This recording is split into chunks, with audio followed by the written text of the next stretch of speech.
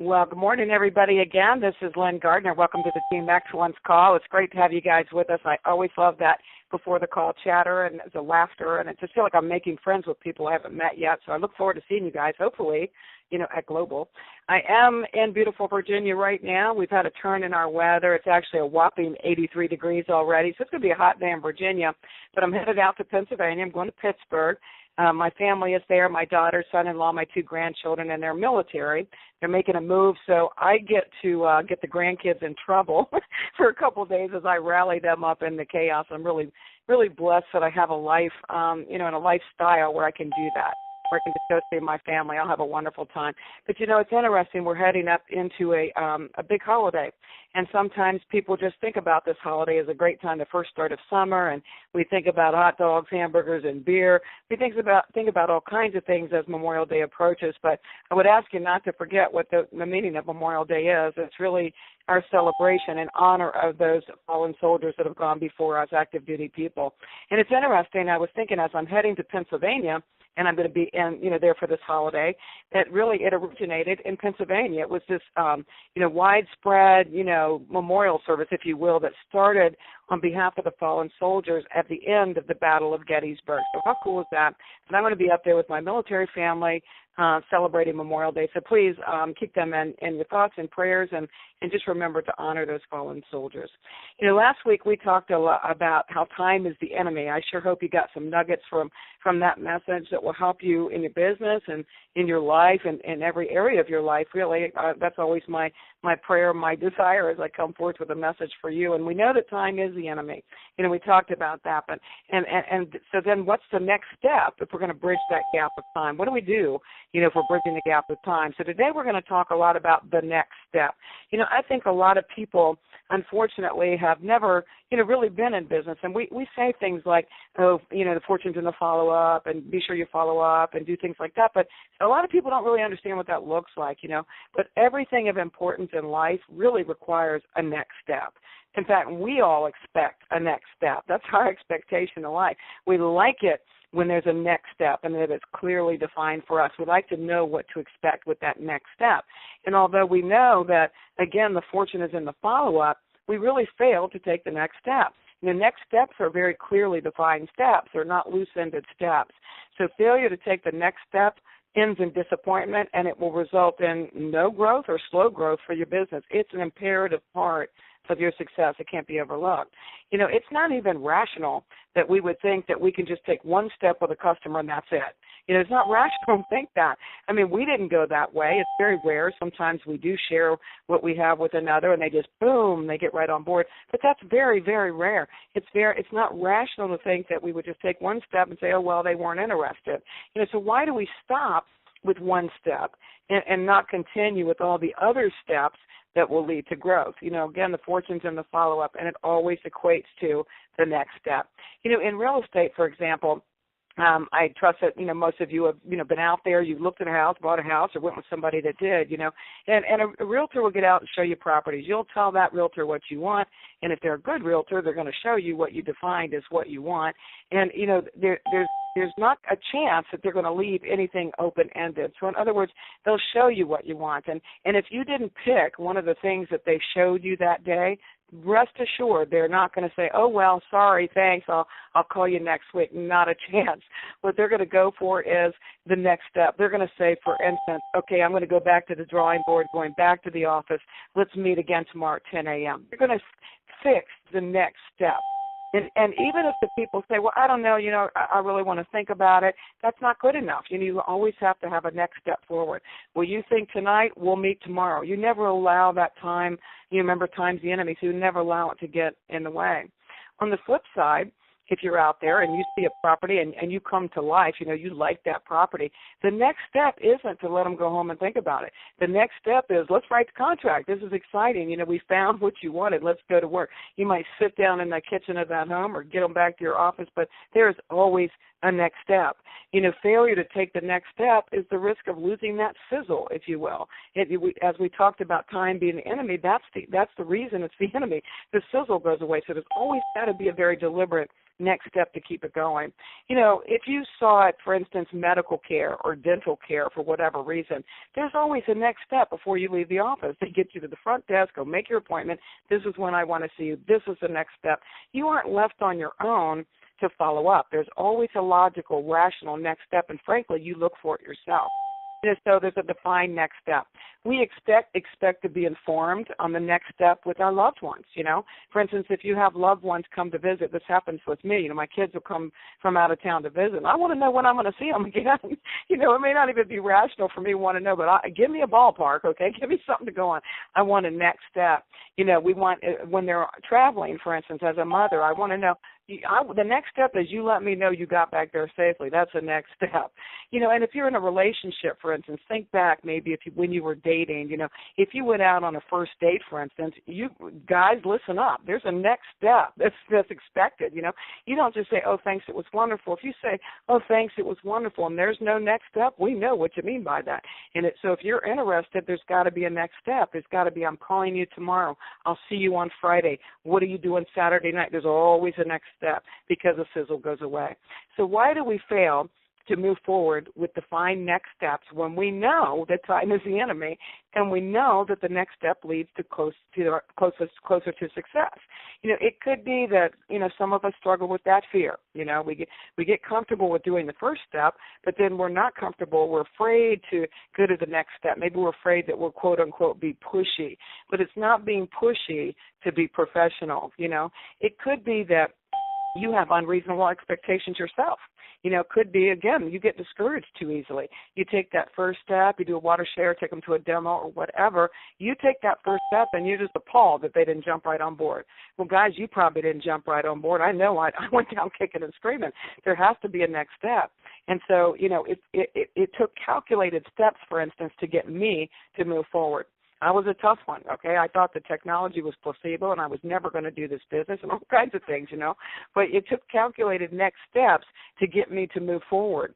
And those next steps, because of those next steps, and they didn't just let me go by the wayside, it changed my life. And it brought me here to you today. So the next steps are critical. You never know what that's going to lead to unless you're willing to take the next steps. It could be, again, that you really don't know what those next steps should be. I hear people, for instance, I'll follow up with one of my team and say, hey, it's great. So how did it go with that person? I'll say, well, I'm going to call them next week. That's not a next step, folks. That's just something too loose-ended out there on the horizon. There are lots of steps that we need to take, and they need to be clearly understood. We need to evaluate each next step for this particular situation, and we need to use them. The first next step that we should all be taking, regardless of how knowledgeable we are ourselves, is to do a three-way call. Boy, I tell you, that was so hard for me to get through my head because I was assuming that you were implying that I couldn't handle the deal. That's not what it's about at all. The three-way is the next step that will bring your prospect or your customer closer to understanding and in believing and embracing what you've shared. The first next step is you need to get somebody else involved. Our ability to explain what we have, it isn't relevant at all when it comes to that three-way. That three-way is that opportunity to add the value into the process, no matter what. What a great industry that we live in. I did, maybe 4 or 5 three-ways this week for people, not on my team at all. They brought in, we're in a great industry where people, if at all possible, they're willing to help you with that. So please, the first next step is involve somebody else. So don't think about it being an implication that you can't do it on your own. Don't follow what I did. Don't be hard-headed and arrogant like I was, because that was my assumption. Your next step should be understanding the purpose of those calls. One next step, if you're doing a water share, is the next water share. Oh, my goodness. I hear it all the time. I'm sure you do, too, where people will get into the water share thing, but there's no deliberate next step. It might be, well, I'll see you in a couple days, or, well, if you're not home, I'll drop the water on your doorstep. Guys, there's a great purpose in sharing water beyond just sharing water. It's an opportunity to have that next step, to drip them, if you will, for your business. So you've got to determine the day and the time for the next share before you leave that share. You might say, I'm going to see you Monday at 10 o'clock. Make an appointment for that water share. Don't say a couple of days. Don't leave it hanging. If they want to participate in that water share, then they can take some responsibility and stick to a schedule. And if they won't do that, you might want to reconsider what you're doing and get back to the drawing board. Not only do you get a natural next step with a water share, but it also, when you make a schedule or make it defined, it makes you look more professional. You're running a business. As much as we are a compassion-based business, and as much as most of us are compassionate and huge-hearted people, we're not missionaries, okay? We're not about just throwing water at people. We have a mission. We want them to embrace it for lots of reasons other than money. So we do have to take that next step, and you need to be mindful of how professional you're looking or not looking when you do it. Set an appointment for that next water share. I remember hearing a great call with Ron and Rhonda Gessner out of Pennsylvania, and they were talking about in the early days of their business, they used the whole loaner unit concept. They had a few units that they would put out there, and there's a very defined amount of time, which if you're doing that, you probably do have a defined amount of time. But, they made an appointment to install the unit in the first place. It was a big deal. Guys, it's a $4,000 investment. It's a big deal. So they both went on the appointment. They elevated it to business, They evaluated the needs while they were there, and they reinforced the relationship of the person that was going to have this technology while they were there. But, before they left that home, they got out calendars, and they had a predetermined date and time to pick that unit back up, just like you do in business. Just say, well, we'll call you in a week, or, you can have it in there a couple of weeks. You're not walking the walk of a business person when you do that. And so they had that date and time, and you know what, when the date and time came, they went to pick the unit up together. They both showed up to do the deinstall. It was professionalism at the max, and then they went for the close. And I believe they told me that at that time they sold 75% of everybody that used the technology for whatever period of time that was. I think it was like 10 days, but 75% of the people that had it, they bought into the technology. Well, a big part of that, guys, is how we handle it. It's that next step, that level of professionalism, that we have to have. They understood in their case, and they implemented the importance of that next step. Imagine if they had just handled that casually. Imagine they said, well, just stop by, or they didn't do any follow-up phone calls. They didn't schedule that pickup. It would have been way too casual. And the other danger, as I digress for a second, the other danger, I've seen it happen over and over, where people will put a loaner out there and they don't stay on them. They don't call them every couple of days. Are you drinking this? Have you tried this to clean? They're not walking them through. Guess what happens? They're saying, yeah, it's pretty cool. And they get online and find something cheaper. I have seen it happen over and over. You've got to take the next steps when you're doing that water share. It would be an entirely different picture with entirely different results for people like the Gessners had they failed to understand the next steps and had they not implemented them. So if you're using a water share program, then the next step still requires action. Invite them to one of the calls or share a video or link with them. But it's not a matter of just throwing it out there. You've got to be sure that you're following up and taking that next step to be sure that they do it. If they're going to, for instance, be on one of the opportunity calls, you need to call them. Be on it. I'm going to be on it. You might three-way them on it. You might patch them in. And then the next step would be, as soon as this call's over, it's going to be about 30 minutes, I'm going to call you directly and see what you thought. You never just say, hey, get on this call Monday night and I'll catch up with you later. What is that? Nobody in business does that. We can't afford to do that. There's got to be a next step. If you're sharing a video with them or link with them, we are in an age of technology. Those of you that are familiar with how to use a lot of it, you could actually share them the video, be on there with them, and at the end of it say, what do you think? Or follow up with them and have an appointment, a next step.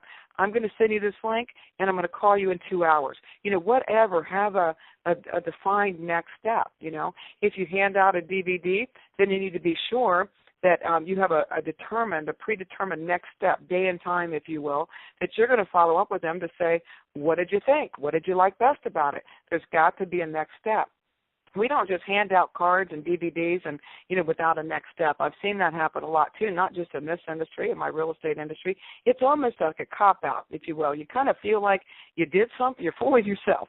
You kind of feel like you did something for your business, but if you didn't have a next step, you did nothing but spend money on tools that you tossed out like peanuts. There's got to be a next step.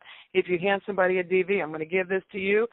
Is it reasonable to expect that you can watch it by 7 o'clock tonight? I'll call you at 8 o'clock. You've got to go to that next step.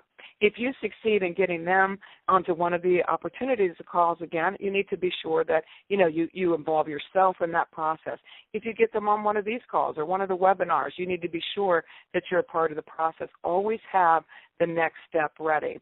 The next step is never just too open-ended. And again, I think maybe some people that are not familiar with sales or this business or whatever, we have a tendency to feel it's too loose. Saying I'll call you tomorrow or I'll call you next week is not good enough. Your doctor doesn't do it. Your dentist doesn't do it. Your realtor won't do it. You don't do it. You've got to have a closed next step. So remember, again, that time is the enemy. And when we let the time get in the way with all the non-next steps, that's when the sizzle fades. Over and over we see, you might be able to look at yourself or look at people on your team or look at people on another team, and you see that, wow, they had this great opportunity. That person was so excited, and then they just go away. It's human nature. We've got to keep the sizzle going, and the way we keep the sizzle going is to remember time is the enemy and always have a defined next step, because you know what? Until they say no, it isn't no. They just because they haven't said yes doesn't mean they're saying no. So you need to move forward to the next step until they tell you absolutely no, I'm never going to do this, go away, and I never want to see you again. Until they say those things, it's not no, but it's a matter of up to you for you to take the next step to bring that to a yes. So the question is, are you taking the next steps? Really, you might want to sit down with somebody or kind of get some input from somebody outside of this call and just say, well, what are reasonable next steps? Okay, when I do this, what should I be doing next? What is my next step? So once you define and you're able to understand what that looks like, and I don't mean to sound like I'm at an elementary level. I think sometimes people just don't know. But once you understand, when this happens, I do this, and when they say this, I go there. Once you understand what the possibilities are or the menu of next steps are, they'll very naturally come out of your mouth. Again, we can't hesitate to take steps in life, whether it's for this, for our personal life. We can't hesitate to take the next steps because we're fearful. We have to understand what are the logical next steps, and we have to implement for ourselves, for our lives, for our business, for the people that we love. We have to master taking those next steps. So I would say that your rational next step after this call is really take an honest look at yourself and your business and determine if you're taking those next steps. And then the next step for you is to change you. Figure out what's in my way of taking the steps. If it's just lack of knowledge, figure out what the steps are. If it's fear, we've already talked about that a lot. You got to get down to business and get over the fear. Is it the lack of understanding? Is it that you have an unreasonable expectation on your part? Again, that you get discouraged too easy. Guys, try to think back. Most of you, and certainly me, we did not just get the first look and we bought in. We all needed those next steps. So think about how you were handled. What did that look like for you? And stop having an unreasonable expectation of everybody else. It's a process. It's a business of relationships, and we've got to build those relationships and build the faith that other people have in us, and we've got to take logical steps. We're in business, and we got to run it like a business. So I hope that some look at these next steps, is contemplating the next steps and whether or not you're taking them will benefit you and your business. Again, I would think that one thing you'd want to do is first look at you, understand what am I doing, what am I not doing, look at the next steps, list them out, and start using them, okay? So I'm going to leave you on that note. I just pray that you all have a wonderful Memorial holiday weekend. Just embrace your family, your loved ones, and remember what that holiday's about. And I'll be heading out to Pennsylvania here. Don't ever take your eye off the why. It's the propeller that moves us forward. So keep that in your heart. Talk to people this weekend as you go about your way. If you love them and you know that we have something that they need, God bless you all. See you at the top, and I'll definitely see you next Thursday. You take care now. Bye-bye.